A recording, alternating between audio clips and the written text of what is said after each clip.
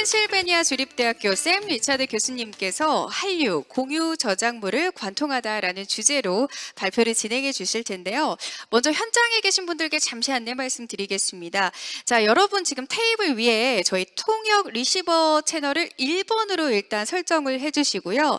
1번으로 설정해 주시면 실시간 동시 통역을 통해 국문으로 들으실 수가 있습니다. 먼저 통역 수신기를 이어폰과 연결을 해주셔야 돼요. 통역 수신기를 이어폰과 연결을 해주시고요. 이어폰을 귀에 걸어서 착용을 해주시길 부탁을 드리겠습니다. 자, 채널은 1번으로 고정하시면 되겠습니다. 자, 이번 발표는 교수님의 요청에 따라서 질의응답 형식으로 진행이 될 텐데요. 우리 한국저작권위원회 최진영 센터장님께서 질문을 하시면 그에 대한 답변을 샘 리차드 교수님께서 직접 해주시겠습니다. 자, 그럼 먼저 통신이 좀 원활한지 샘 리차드 교수님을 한번 만나 뵙도록 할 텐데요. 샘 리차드 교수님 혹시 잘 들리시나요? Yes. 네, 잘 들립니다. 시는 것 같습니다. 자, 일단 연결은 잘 됐고요. 이제부터는 센터장님께 제가 직접 마이크를 전달하고 그 다음 내용 이어가 보도록 하겠습니다.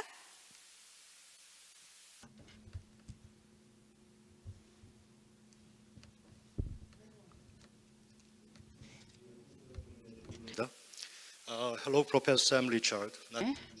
네, 교수님 반갑습니다. 저는 한국저작권위원회 최진영 센터장입니다. 제가 알기로는 지금 미국 시간으로는 새벽 1시인 걸로 알고 있어요. 이렇게 늦은 시간에 함께해 주셔서 감사드립니다. 오늘 청중들의 편의를 위해서 제가 한국어로 이야기하도록 하겠습니다. Let's get started. Yeah. 지금부터 한국어로 말씀을 드리겠습니다.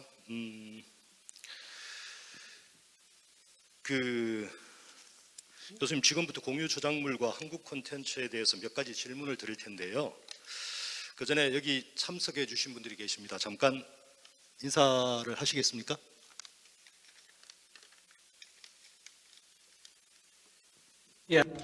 네, 먼저 감사합니다. 일단 최진영 센터장님 감사합니다. 함께해 주신 모든 여러분들 감사드립니다. 먼저 문화관광부 측에 감사드리고 싶습니다. 그리고 한국저작권위원회 측에도 감사드립니다. 오늘 말할 수 있는 이런 기회를 주셔서 감사합니다. 오늘 이 자리에 초대돼서 정말로 영광으로 생각합니다. 오늘 정말 중요한 주제로 이야기하게 될 텐데요. 이 자리 주신 거 감사드립니다. 예, 첫 번째 질문입니다. 교수님의 한국 콘텐츠에 대한 강의는 수백만의 유튜브 조회수를 기록하고 있는데요. 한국 콘텐츠와 공유 저작물에 대해서 교수님의 관심을 가지게 된 계기나 어떤 경험이 있으신지요?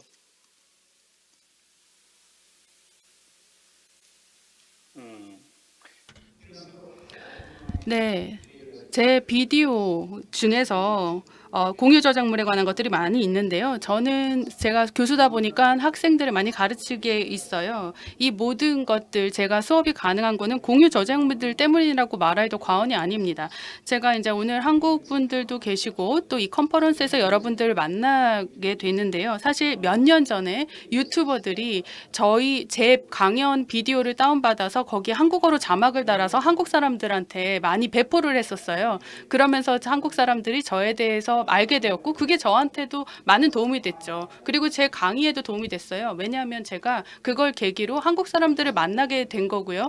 영어를 못하는 한국 사람들이어도 제 이야기를 들을 수 있는 계기가 됐기 때문에 상호 모두에게 도움이 되었다라고 저는 생각합니다. 이런 계기가 있었고요. 유튜버들이 그런 노력을 해주었죠. 제 강의를 보면서 번역을 하고 자막을 들으면서 그래서 사람들한테 이런 것을 공유를 하고 해외에서 공유에 대해서 한국에 대해서 어떻게 생각하는지에 대해서 알리게 됐고 또 그러면서 한국 사람들이 저에 대해서 관심을 갖게 됐죠. 그러니까 유튜버는 어떻게 보면 굉장히 많은 시간을 투자를 해서 자기의 노력을 들여서 번역을 하는 수고를 아끼지 않아준 거죠. 그런 거는 굉장히 저는 중요하다고 생각합니다. 제 팀과 제가 원래의 그 창작물 권한을 가진 그런 콘텐츠를 만들긴 했습니다. 그렇고 이 많은 저희가 리소스를 가지고 있죠. 그에 대해서.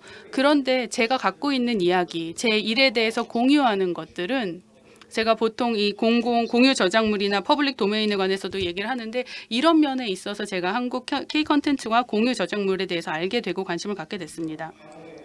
근데 제가 하나만 더 얘기를 하자면요. 제가 한국에 대해서 오랫동안 이야기를 해왔습니다. 한국에 대해서 관심을 갖게 됐던 게 1985년이었습니다. 굉장히 오래전이죠. 제가 그때 대학원생이었는데 그때부터 한국에 대해서 관심을 가졌습니다만 제가 말하는 거를 한국에 관해서 얘기하는 걸 공유하는 사람은 그때는 없었어요. 근데 최근에 들어서 한 20년 이렇게 지나고 나서 한국에 대해서 제가 얘기를 하자 이런 것들이 인터넷으로 퍼지게 된 거죠. 제 강의 자료들이 인터넷에 올라가게 되고 그러면서 그런 것들이 번역이 돼서 한국이나 다른 나라에 소개가 되게 된 것들이기 때문에 이런 부분에 대해서도 이제 굉장히 감사하게 생각합니다. 네, 방금 말씀을 일부는 주셨는데 교수님의 경험으로 볼 때 한국 콘텐츠의 세계적인 인기와 크리에이티브 커먼스 라이선스나 퍼블릭 도메인 같은 공유 저작물 간에 어떤 관계가 있다고 생각하시는지요?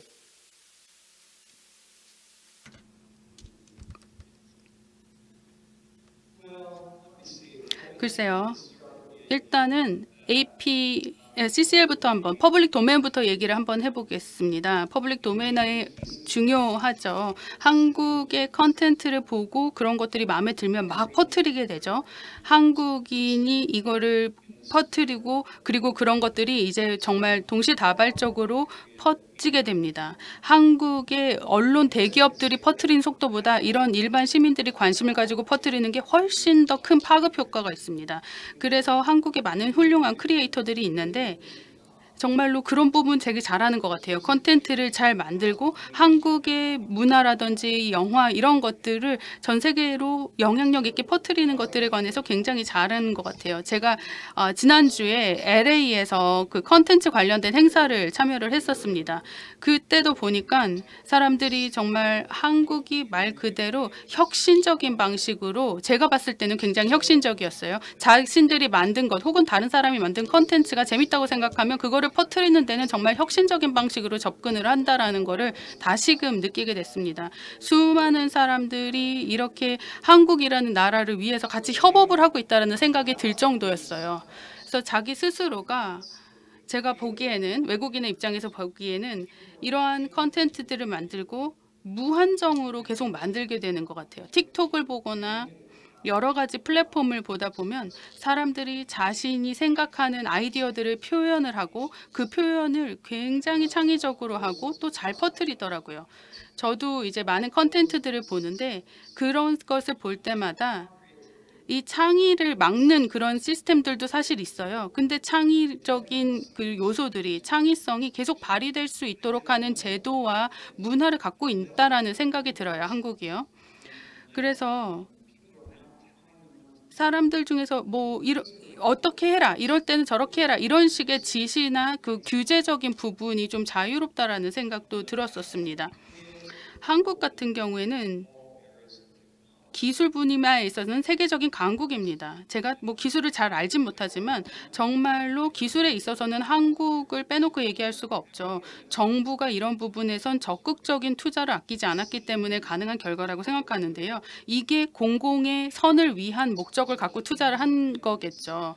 그리고 어떻게 보면 이런 부분들은 개인의 니즈라기보다는 개인의 니즈를 충족시키거나 개인 기업의 이해를 충족하기보다는 한국이란 나라 전체가 집합적으로 발전을 하고 혜택을 누릴 수 있도록 하기 위해서 정부가 그렇게 단일한 노력으로 기술을 발전을 시킨 거죠. 그런 식으로도 컨텐츠에 있어서도 특징이 있는 것 같아요. 제가 직접 제 학생들을 보면 또 학생들이 여러 가지 다양한 것들을 만들어내거든요. 그런데 나라마다 또 지역마다 굉장히 다른데 한국의 학생들만의 또 특징들이 있죠. 그래서 그런 것들이 인기를 누리게 되고 하는 데 영향을 준 거라고 생각합니다. 예, 감사합니다. 교수님께서 답변 중에 퍼블릭 도메인이라고 말씀을 주셨지만 그 조건부 자유이용 저작물을 포함하는 것으로 이해하겠고요. 이용자 입장에서는 무료로 자유롭게 이용할 수 있으니까요. 세 번째 질문 드리겠습니다.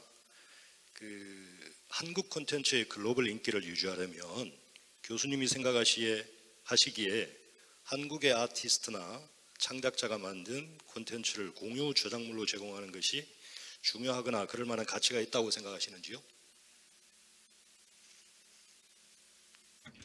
네.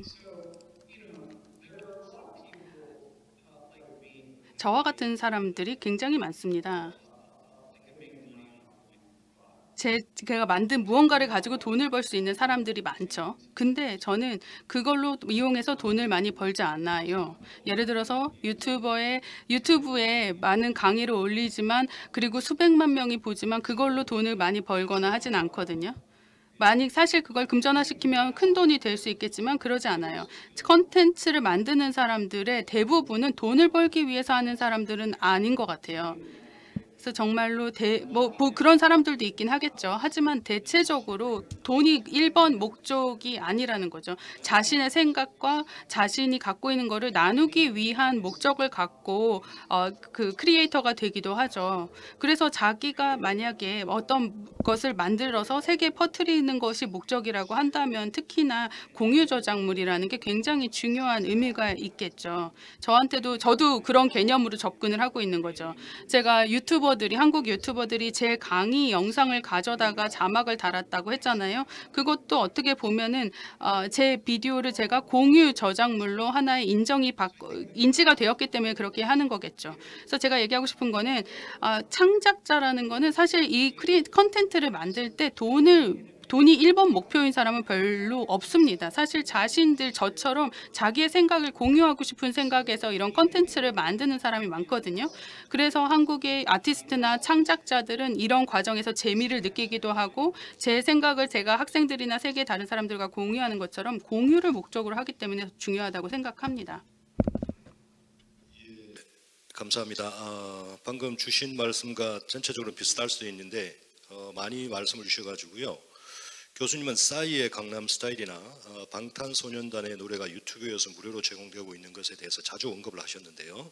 이런 것들이 어떤 의미가 있을까요? 뭐 비슷한 의미일 수도 있겠습니다만.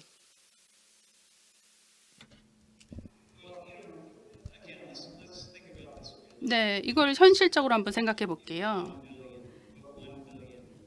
10억 뷰를 기록한 비디오가 있다고 한번 해보겠습니다. 이 정도가 되면 금전으로 하면은 미국 달러로는 한 200만 달러 정도가 될 거고요. 한국 돈으로도 상당히 큰 돈이죠. 그래서 유튜버가 이 정도면은 정말 큰 돈을 벌 수 있는 그런 정도의 규모가 될 것입니다. 컨텐트 크리에이터한테는 이 정도 사실 너무너무 큰 돈이죠. 근데 이 미디어 기업이라든지 이 산업을 보게 되면 전체로 봤을 때는 큰 돈은 아닙니다. 이 시장이 너무 크기 때문에요. 그래서 BTS라든지 이런 사람들, BTS만 예를 들어봤을 때 BTS 하나만 보면은 레코딩이나 음악을 만들고 제품을 만드는 것 자체가 큰 돈을 벌어주기도 하지만 그것보다 여기에서 정확히 일어났던 것들 보면 이 BTS가 이 이미지라든지 노래 이런 것들을 사용하는 것에 관련된 저작권을 청구하고 있습니다. 그러다 보니까 오히려 더 많은 소프트 파워를 통해서 누릴 수 있는 것들이 더 저는 제한이 된다고 생각을 해요. 그래서 경제적인 가치도 중요하지만 한국 문화, K컬처의 영향은 사실 그거를 넘어선다고 생각합니다. 훨씬 더 큰 영향력과 훨씬 더 큰 가치가 있다라고 생각합니다. 그래서 이 무료로 공유 저작물을 공유하는 것들, 그런 것들이 저는 의미가 더 큰 부분이 있다고 생각해요. K컬처라는 면에서 접근을 했을 때요. 제 강의에서도 그렇잖아요. 사실 제 강의를 공유를 하고 그러면서도 정확하게 이 어떠한 맨 처음 시작할 때만 해도 이게 어느 정도의 영향력이 있을지 그런 생각을 하진 못했었지만 이 산업이 이 정도의 파급력을 갖고 있습니다. 네. 교수님은 한국 문화의 다양한 요소들이 전반적으로 인기를 끄는 이유가 무엇이라고 생각하시는지요?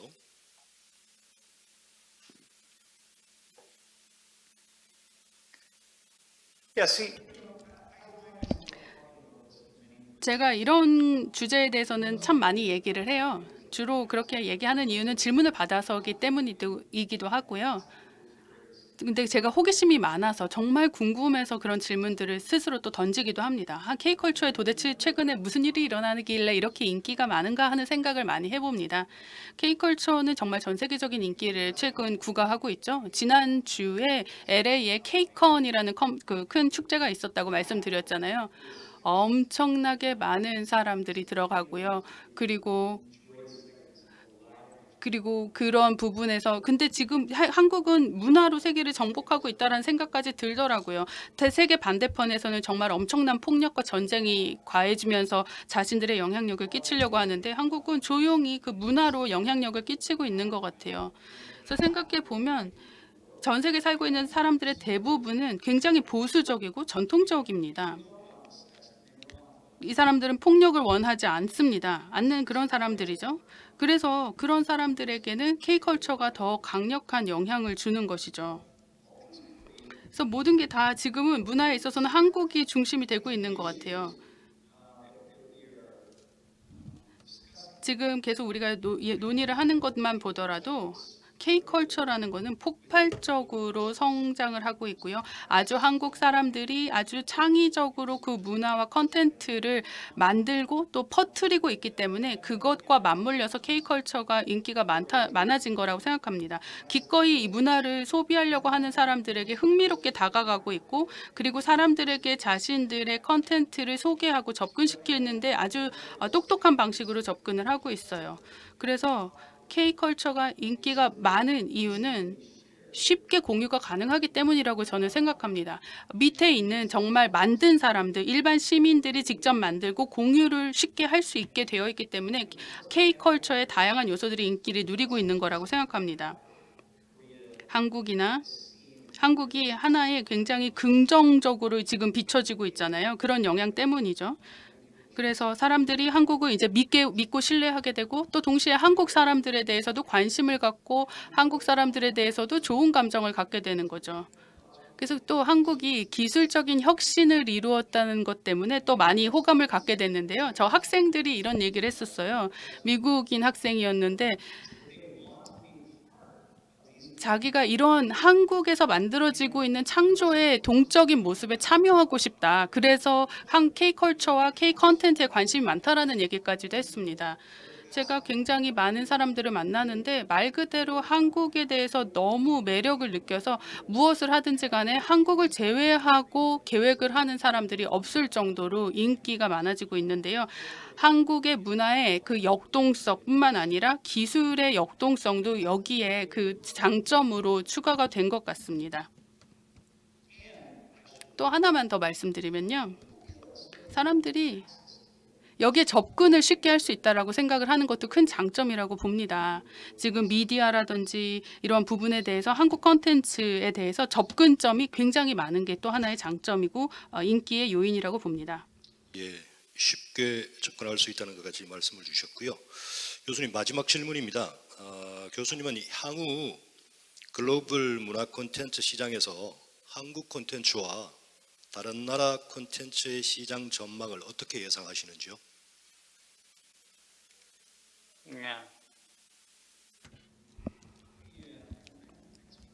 네, 이 질문 정말 좋은데요. 아주 감사합니다. 좋은 질문 주셔서 감사합니다.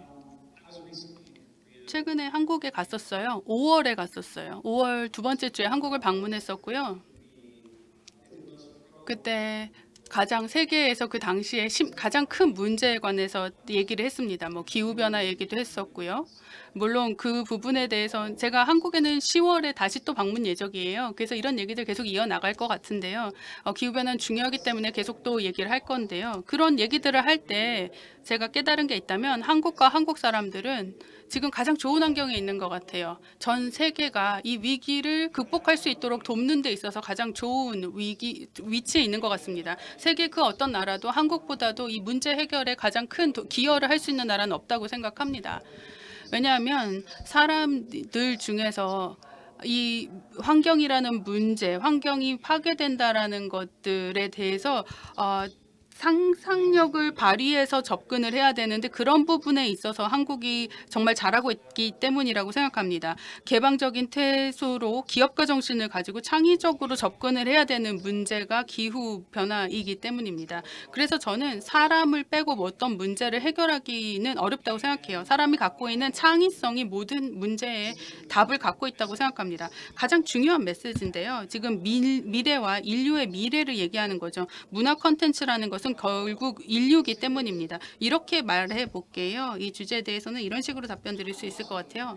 제가 문화가 전 세계 많은 다양한 시장에서 다양하게 펼쳐지는 것을 관찰하고 있습니다. 아프리카에서 그리고 남미에서 일어나고 있는 다양한 문화적인 활동들을 보는데 물론 시간이 지나면서 계속 바뀝니다.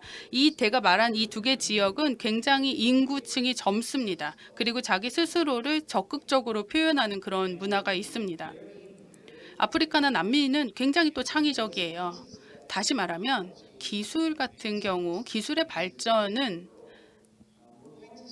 그런 면에서는 혁신적인 문화의 표현이 앞으로는 아프리카나 남미에서도 적극적으로 나올 수 있을 거라는 얘기입니다. 지금은 사실 그렇게 적극적으로 많이 발현이 되고 있지는 않습니다. 지금은 한국이 그러한 중심에 있죠. 아시고 계시겠지만 모두가 다 아는 것처럼 사회학자들 다 알겠지만 계속 이런 부분들이 칼 마르크라는 분의 그 얘기를 좀 해보면요. 그 책에서 나온 문을 결국에 모든 물건으로 만들어진 것이 공기 중에 녹아 들어가게 되고 우리의 생활 습관이 된다는 얘기를 했습니다. 한국이 지금 첨단인 것은 맞습니다. 문화 면에서 기술 면에서 첨단이지만 K-팝 콘서트가 미국에서 열렸었다고 했잖아요. 그럴 때 많은 그룹들이 왔었고 굉장히 아름다운 많은 음악들이 있었고 많은 사람들이 몰렸지만 20년 전만 하더라도 사실 상상하기 힘든 부분이었잖아요. 20년 만에 근데 상상하기 힘들었던 일들이 이렇게 일어났습니다. 한국 가수들이 전 세계 사람들이 다 알고 미국에서 대형 콘서트를 여는 그런 상황이 20년 만에 됐다는 거죠. 그래서 앞으로는 또 20년 뒤에는 또 지금은 적극적이지 않은 그런 나라들 혹은 대륙의 문화가 더 본격적으로 이러한 문화 콘텐츠 시장의 중심축이 될 수도 있다라는 얘기입니다. 그렇지만 또 지금 굉장히 문화 콘텐츠에서 굉장히 큰 부분을 차지하고 있기 때문에 앞으로도 이렇게 계속 그 동적인 부분들을 유지를 하고 다이내믹을 유지하게 되면 한국은 계속 문화 콘텐츠 시장에서 선도적인 역할을 할 수 있을 것입니다. 하지만 지금 현재 아프리카나 남미에서 무슨 일이 일어나고 있는지도 주목해 볼 필요가 있다고 생각해요. 네, 모든 것들을 창의성이 묻히거나 어떤 규제를 받게 하거나 억제하지 마십시오. 꼭 이러한 문화적인 컨텐츠나 창의적인 내용들이 꼭 돈하고만 연결된다고 생각하지 마십시오. 그저 창의성을 발휘할 수 있는 채널을 넓게 열어주셔야지 한국의 문화가 계속해서 강세를 누릴 수 있게 될 거라고 생각합니다. 또 한 말씀을 더 드리자면요. 겸손한 자세로 일단 오늘 여러분들이 제 얘기를 들어주셔서 감사한데요. 정말로 중요한 부분은 굉장히 중요한 주제를 말씀해 주셨고 한국에서도 굉장히 많이 고민을 하고 있는 그런 부분에 대해서 얘기를 하신 것 같은데 한국의 문화적인 컨텐츠는 앞으로도 계속 저는 발전할 거라 생각합니다. 창의성에 대해서 규제만 하지 않고 창의성이 발휘될 수 있는 기회만 계속 주어진다면 한국의 문화 컨텐츠는 계속해서 강세일 것입니다. 그래서 여러분들 모두에게 행운을 기원합니다. 그리고 다시 한번 감사드립니다. Do you hear that applause? 네, 많은 분들이 박수 주셨는데 늦은 시간 이렇게 참여해 주신 데 다시 한번 감사드리고요. 10월 달에 한국에 방문하신다고 하셨는데 그때 직접 한번 뵐 수 있는 기회가 꼭 있었으면 좋겠습니다. 감사합니다. 마이크를 이제 사회자분께 넘기겠습니다. 감사합니다.